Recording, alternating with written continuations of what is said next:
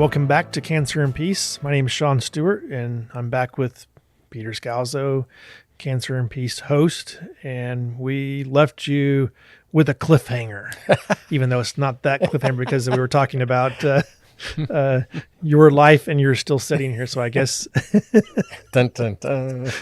Producer Jack is over here making noises. But the cliffhanger was in the story. We have been talking about the dark night of the soul, or the wall. And what we were doing in the last episode was bringing you through Peter's biggest wall, or this sea change moment that was a massive wall. And it was the 2015 surgery experience where you went from having all these surgical solutions or potential to your doctor sitting down on your bed saying, I don't have a solution. And it was, your words were, you felt like he gave you a death sentence. And it was you and him in a room as you came to from this surgery. You were by yourself. You had gone into the surgery. It was light outside. It was dark. You knew it had been long. And I'll let you say the words again. His words were to you what? It's far worse than what we thought. And I thought it was fascinating because I asked you, hey, what happened next? Who was there? And what you had was, I don't have memories. I only have darkness. And darkness. And you wanted to get to a point of sharing what happened the next morning. And I was like, no, I want to sit there for a second. And so we left everybody there last week, which wasn't last week for us because we kept recording here in the same day. But for what, as our release schedule, this will come out a week later. And so let's enter into that story a little bit more now. So we've, in the last episode, part one, we've gone to you having the wall delivered to your door. I want to talk through, starting the next morning, you in detail, how you process your journey as you start journeying through the wall, or what did it look like? Let's go from there. Well, the next morning was my son, Paul, and my wife, Leslie, sitting by my bedside. I remember, I was down Lenox Hill in Manhattan, Park Avenue, ICU, and I remember them being there. Whether I woke up and they were just there or they came into the room, I don't remember. But I had never broken down in tears before either of them, ever. I may have shed some tears around them or that kind of thing, but I always viewed being vulnerable like that to be weakness, so I've made a vow as a young boy, little child, never to cry. I've talked about that before. I was an emotion stuffer. I wouldn't feel sadness, wouldn't feel joy. I just suppressed those emotions. Your dad called you the sensitive one, and so you decided, I'll show the world I'm not sensitive. Yep, and I had no time for emotions. In fact, I viewed people who showed emotions as weak, that it was nonsense and all that. And so that morning, with those two seated there, I could not control myself, and I just broke down, sobbing. What was the emotions that you felt? Define them. Yeah, it was. I'll tell you what came out of my mouth was, I can't do this anymore. I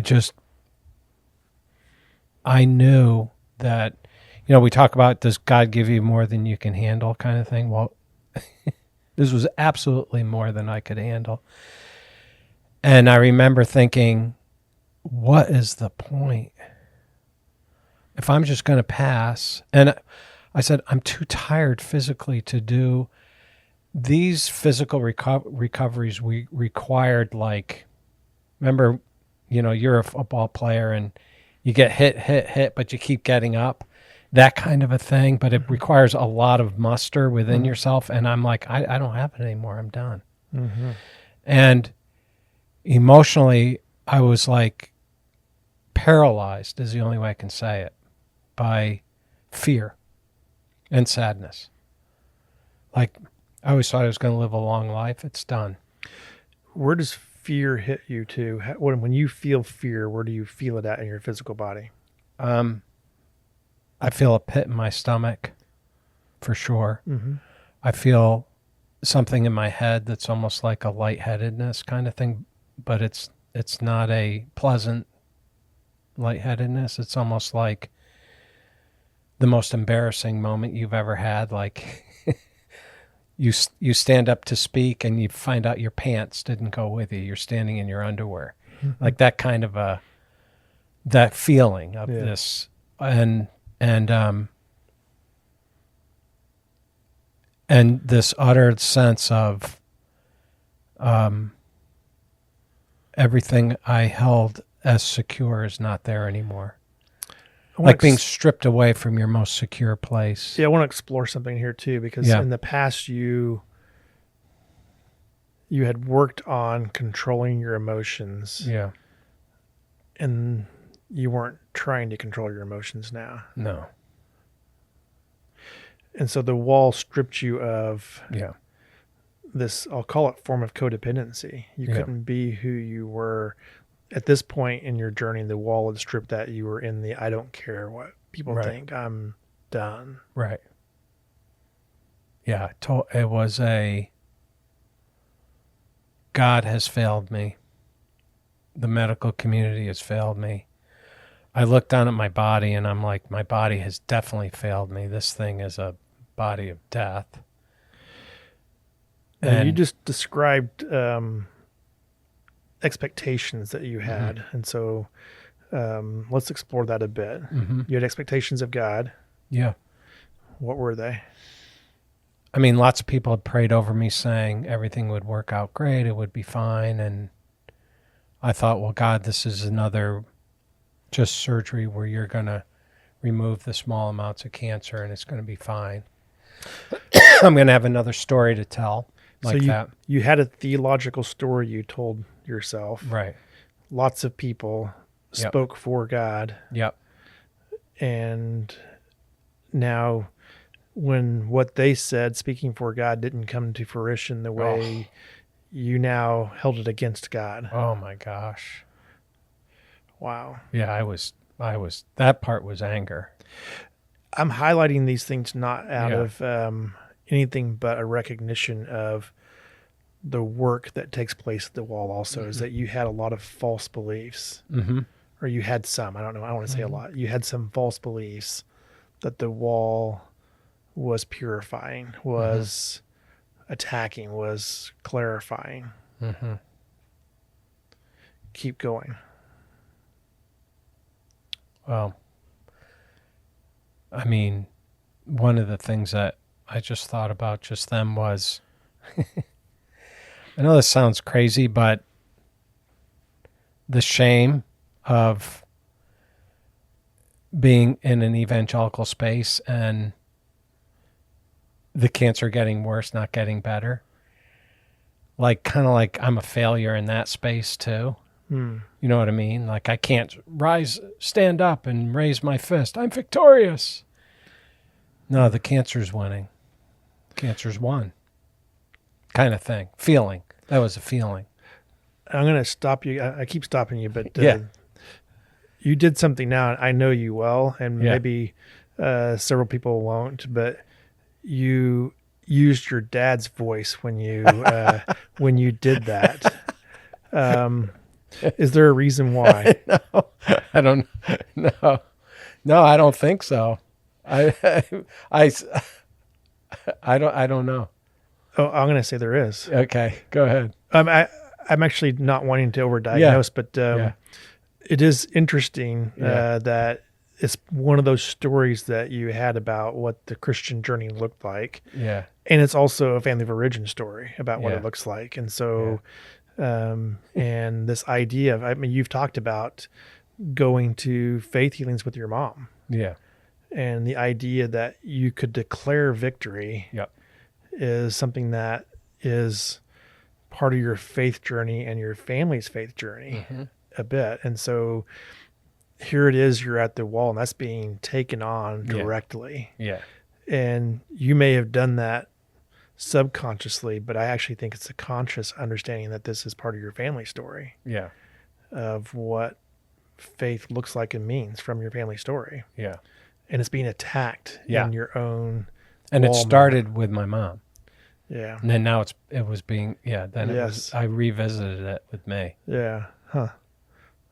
So fascinating Yeah. to see how, your journey, like this is early in this journey to the wall. God's stripping away all these things from He me. is stripping everything away, right? I mean, the obvious is I was always an athlete, always bounced back from stuff.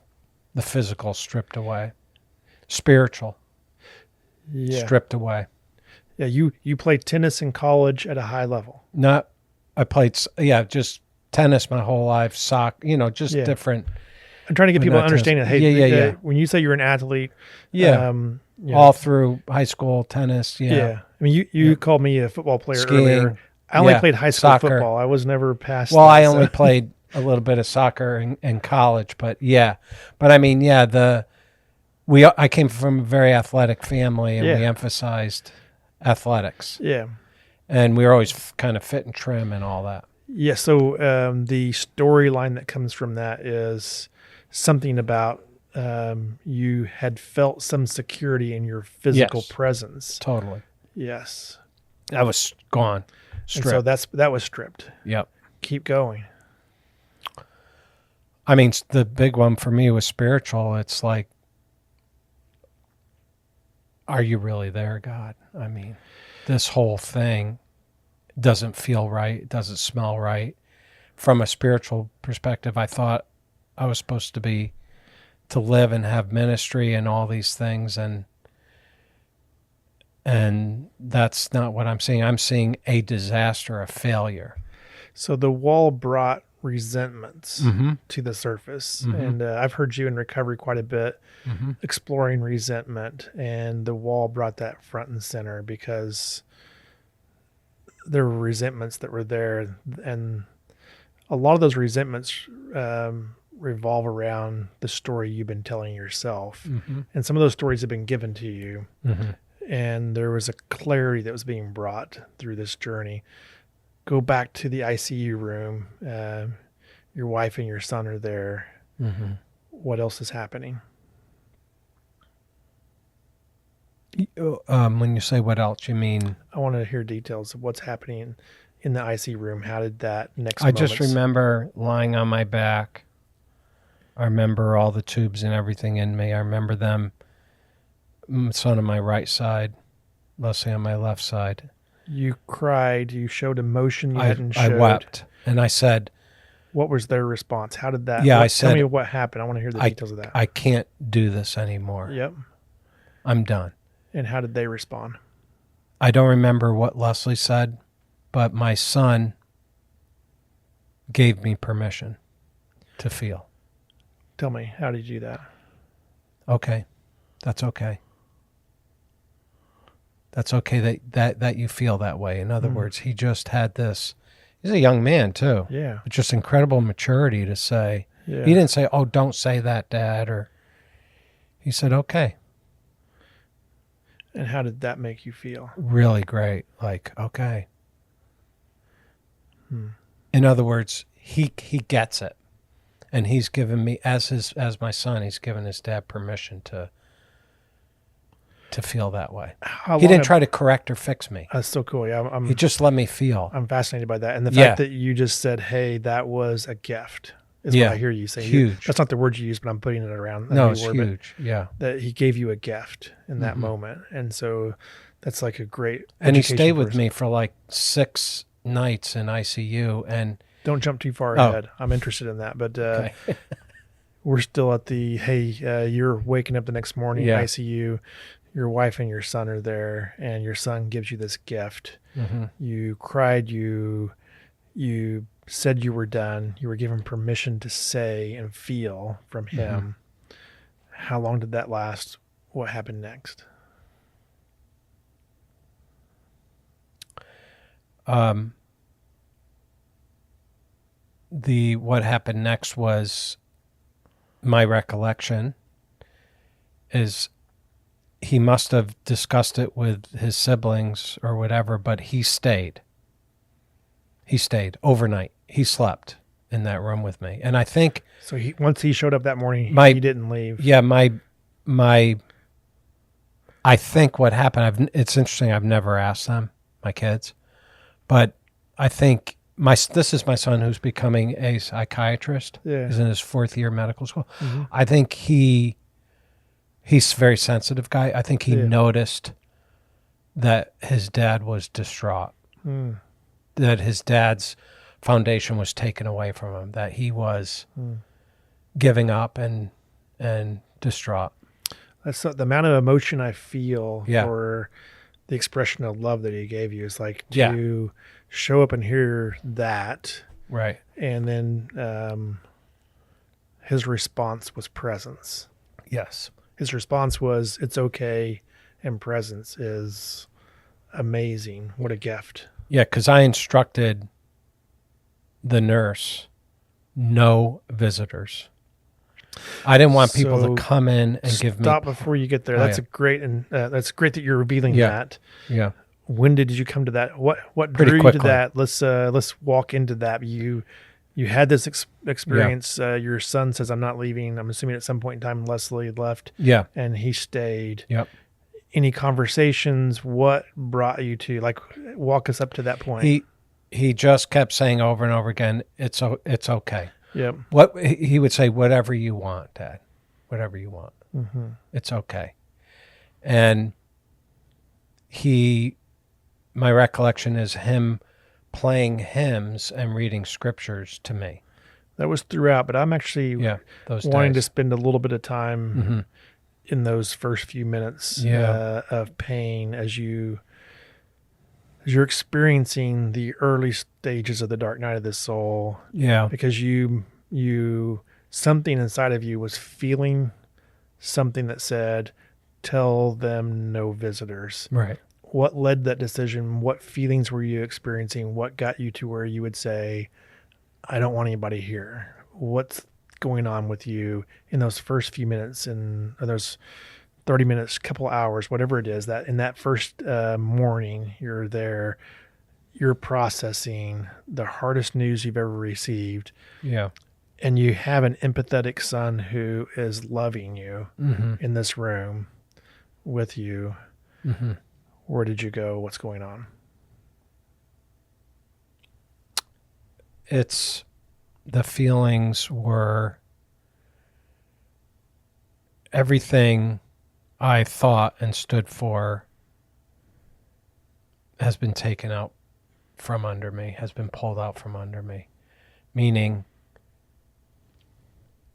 this great surgical solution, these wonderful platitudes to talk about. And so that's gone. So it's like, okay, that's gone. So great disappointment. And then coupled with great fear. What will it feel like to do an end of life journey? You were already thinking about that in the morning. Oh, yeah, for sure. Yeah. Oh, yeah. Your mind was running all the way to the death. End, to death now. Right then. All you could think about was running to death. Is like, this is where I'm at. This is where I'm at. Yep. For sure. And not wanting to hear answers. Oh, this is good. And nothing. I didn't want any input from anyone. So your trauma experience and your recognition in the wall that there was so much falsehood that was given you, you can tell me whether this is true or false, told yourself to, you know what? I don't want any more of that nonsense. Keep it away from me. I'm done with you. I'm done with all that falsehood and nonsense. I don't want any more. Yep. It's all false. None of it's true. And so that's it might have been partially subconscious and some of it real, is that no visitors was, I'm rejecting all of this. That's exactly correct. How does that reflect to you today? I'm very sensitive when I go visit someone who's dealing with a cancer prognosis, and my MO is to just gently walk in and be quiet. If they want me to, I'll say, would you like a visit? Super sensitive to that. Wow. I don't march in with a Bible and start reading scriptures. I might read a scripture if I sense that the person wants that, but totally focused on I'm sensitive to what's going on in that person's spirit. So the wall is giving you a deep empathy for Yes. somebody else, and you're super sensitive about not giving a false hope, false answers. And there's a deep recognition that, tell me if this is true, I guess, that comforting, when you give false answers, you're doing more to comfort yourself than you are actually helping that person. Yeah, and kind of like the language that, Christians use, such as, I declare this person to be healthy, and God says this, and I really struggle with that after, because none of it, I had that over me and it didn't come true. I've had many times where that wasn't true. This is so common, and I've shared my own story with my own mom, hey, you're going to be healed, and 2 weeks later she was dead. This is a common practice. Yeah, I mean, I don't want to be judgy or critical, but at the same time, it's being so insensitive to that person. Look, if anybody in this room has license to not be judgy, but to speak about, like you're the one person who has a little bit of license to speak about, hey, I've been down this road. I've been given this false theology, but I also have the ability to embrace God's miracle in my life. You're that guy. I mean, you have both. You've had false prophecy spoken over you, and you've also seen God's miraculous hand in your life. So you're not speaking against God and his miraculous nature or power. You're speaking against using God's name in vain. And just on that line, my personal experience, is that, and my doctors still say it, you are a miracle. This is a miracle. Mm-hmm. Is that God just did it. Of course I said, well, Lord, I would love to be healed. I'd love to feel better, but not my will, but your will be done. And God performed this He even gave me this vision of what was going to happen when Grasso looked up into my bladder and the tumor was gone, and he freaked out. The tumor is gone. I knew that was going to happen before we had that scene. I'd seen it in my mind.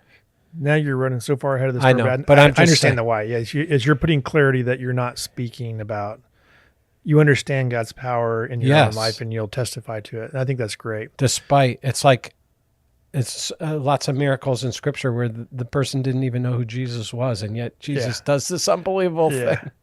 Yeah, I think we should talk some more about that as we move along. But you're back now.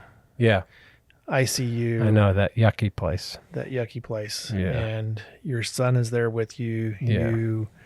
You came to an understanding that there were a lot of false lies, and your response to that was shut it all out. Yeah, disappointment, anger. Let's go the next few hours. I can't do recovery. So I'm just going to lie here. I'm not going to try to get up. I'm not going to do what they're asking me to do. I'm just going to lie here. Non-compliant medically. Yep. You're going, I'll just speed this along. Yeah, that's right.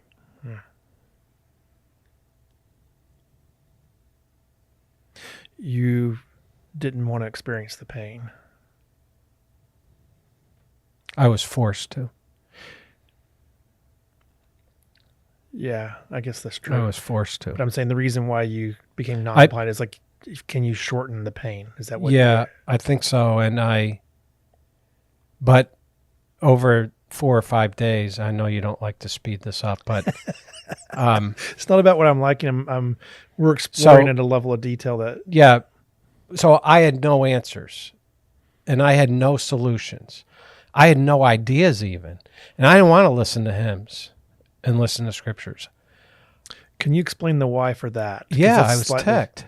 So, because you'd associated the words of people to being God's being untrue also. Yeah, I was mad. So your faith is shaken. Shaken, totally.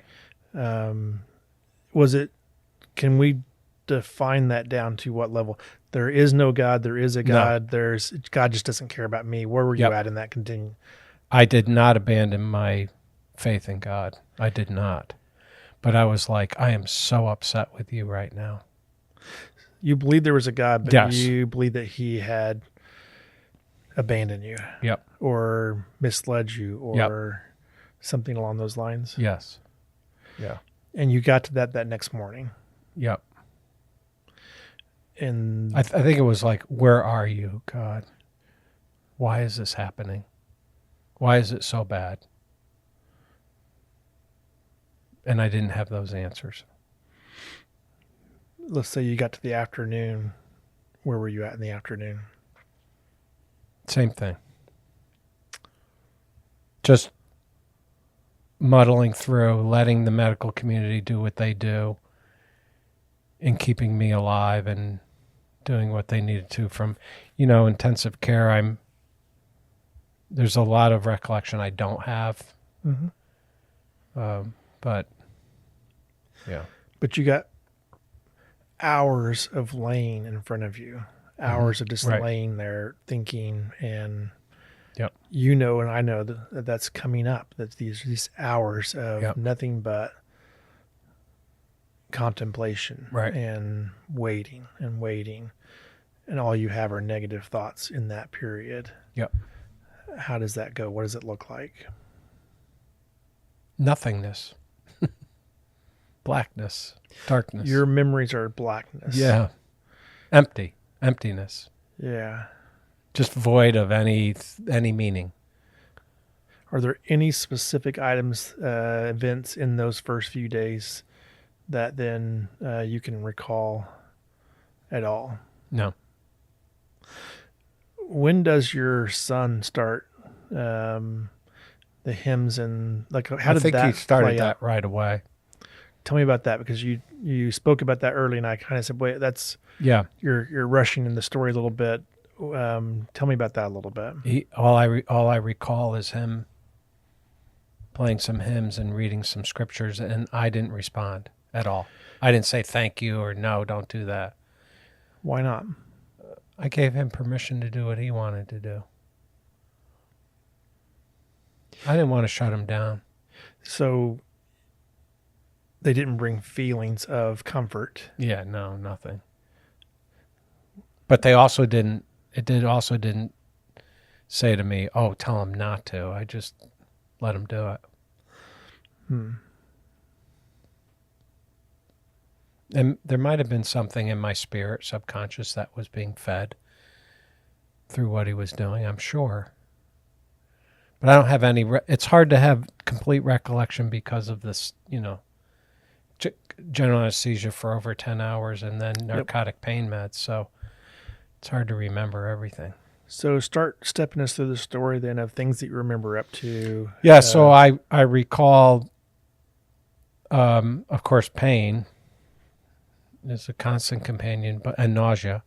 Mm-hmm. But I recall Johnny D texting me, my buddy Johnny D. I remember Johnny D brings about good feelings, like you would if you text me. There's certain buddies that are like, yeah, this is joy that I feel from this guy. And I read it and it said, how's it going? And he said, because I don't have a recollection, I responded, it's dark and getting darker. So I was sinking. So you had the ability to express just that. Yeah. And he said he got up on his knees in his second floor and said, "What do I do for Peter?" And he said the Lord told him to bring me down an empty journal.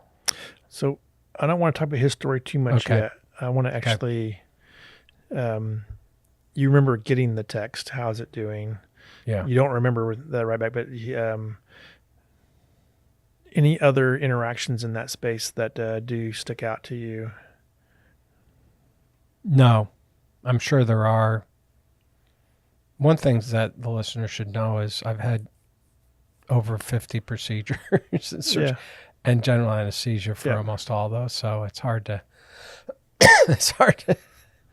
recollection is not always Yeah, it's okay. specifically there. But the feelings, some of the feelings come back very strongly. Yeah.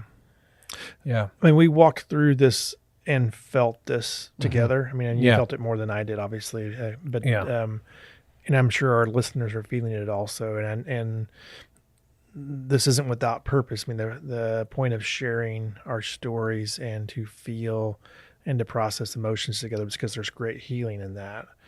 And you're not traumatized in such a way that you're not functional today because of this really negative experience, this wall that has happened to your life. And you and I both know there's a lot of clarity that has come and falsehoods that have been taken out of, and your journey's been completely shaped by these walls in big ways. And so the purpose in this isn't just some academic exercise, but as you share your life, you bring healing and hope to others also. And so, but I think from my chair, I want people to hear what the wall really was like. And I mean, what it there's all felt kinds like. of And so, medical stuff going on that I don't talk about. Like there's gastric tubes, there's a TPN they're feeding me through a vein, and there's drainage tubes that they're having to fix. And, you know, in others, there's like procedures after the surgery, there's scanning and all that kind of stuff that I'm going through also. You know, there's a doctor that kept visiting me because my bowels wouldn't open up, and we were even thinking about a surgical bypass if my bowels didn't open up eventually completely. So we would do all that, and having loving medical personnel is my recollection. Having doctors who really cared and nurses who really were caring. So their care encouraged you, even though you felt some non-compliance in that early day, to be compliant enough to do some things. I mean, my ICU nurse, the ICU nurses I've had have been just amazing, caring, loving, and helpful. That's great. I mean, I'm sure just thinking about the medical community and the encouragement that they can receive out of hearing this story is pretty cool to me. And so, you know, the real healing of my emotions and spiritual life happened as I started to write in the journal and process. So before we get there, I want to ask a question again, and not for new names, but anyone missing in this story? You're at a few days into your death sentence. You've been contemplating it. You were able to communicate it's dark and getting darker. Your son has stayed with you for large blocks of this and he started to rotate with my daughter, Chelsea. So, so they're going back and forth. And I will tell you this, that I remember distinctly. They would be on their laptop. I'd be watching a show, and I'd look over, and the feeling of warmth and joy of just having my child there was unbelievable. We weren't saying anything to each other. It was this feeling of home and safety and warmth. And even though we were in this Park Avenue, Manhattan hospital room. So you just using with that memory, but you brought back some questions now because I've been digging for details. Yeah. You were watching a show. Yeah. What did you watch, and what was going on there? I can't remember which hospital stay it was. It might have been this one, but I don't know. But there was some kind of a disaster in Paris. I have a recollection of like loss of life and something happened. And I highlight this as you're going through trauma, what do you do? Yeah. And knowing that. And so I happen to know you well enough that you've shared on here that one of the ways that you avoid is that you can go binge watching Netflix or something like that. And so, were there periods of avoidance using Darn entertainment right mechanism. there were. Right. And so as you see this in your journey, like Yeah. these details become really important to explore for yourself. And it's not that it's wrong. It's, hey, here's how I process trauma. And when it's dark and getting darker, where did you go for comfort? You described family comfort, which was really meaningful. You could look over and feel Television. deep emotion from your family, but you found some comfort in. And other times, like I remember being a week in the hospital and from COVID or something, I forget, but I could eat. So one of my daughters baked me 32 Tall House cookies. I ate every single one and watched movies the whole time for a week, 7 days. Love it, yeah. So I escaped. Yes. I couldn't do that in 2015. I couldn't eat. There was no food. I couldn't. So you couldn't use one of your comfort mechanisms. Yeah, food would have been great. Or even just a cup of coffee or a glass of tea, cup of tea. Yeah. Would have been wonderful. Yeah. Didn't have that. So we're getting close to time again. You'd be surprised how many food ads come on. Oh, I too, wouldn't. when I use food for comfort. Don't when you can't eat. But anyway. Yeah, so, I mean, I want to this hopeless situation was turned around. I'll just say that. And I want to save a little bit of this that part of the story as another leg because I think we've talked about it a bit here, but just really getting through that first. And I can bring my journal and read some of the entries. I think that would be something that exploring that next leg will be good. And if you were to bring your journal with you this next time, and let's read some of that, because I think that could be really helpful to see. But why don't you give a quick, hey, where we're going so people know what happened. And Johnny D brought, even though he was told no visitors, he ignored that. He disobeyed that. And he came and he dropped a journal on your chest because he did believe that, that he had a word from God. And this is something I want to just highlight for a second is that if you get a word from God, don't be afraid to give it. Yeah. If you didn't, keep your mouth shut. Sorry. But you get my point is there's a difference between a fix, which is I can't enter your pain, so I'm going to give you religious words. And he got a word from God saying, hey, bring a journal. Yeah, and I think I'm just going to draw a distinction. I don't think it's in every case, but he and I enjoyed strong relationship prior to this. Yes. You had a relationship of trust and respect. He knew me, and I know him. That's great. Just like you.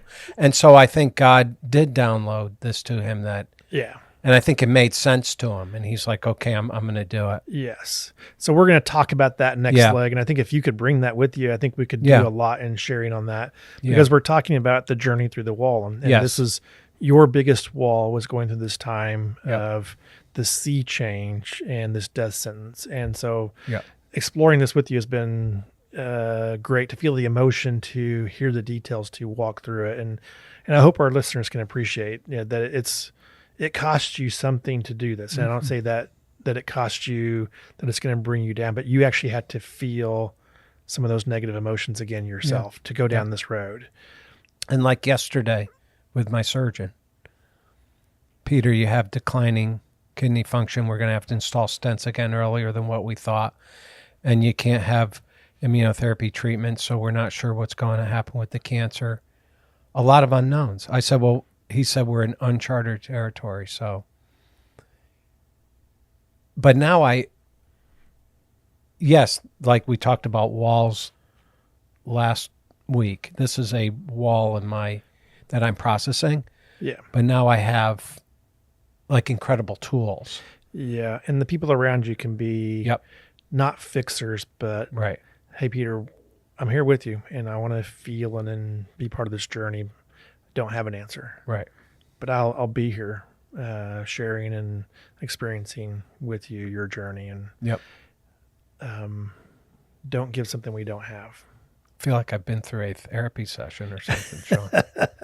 Gee. Well, I get it, the why, because there's a lot of questions right on your story. Yeah. And I am not a therapist, and I didn't even sleep at a Holiday Inn Express last night. But you know what? Friends can do this with each other. Yeah. And I think so. We don't have to be trained therapists to ask or to listen. Right. And to ask exploring questions. Can you tell me more? I want to know more about this? You don't have to be a therapist to do that. You can literally be a friend and do that. And so I think that's what we're demonstrating here is that even an accountant can do this.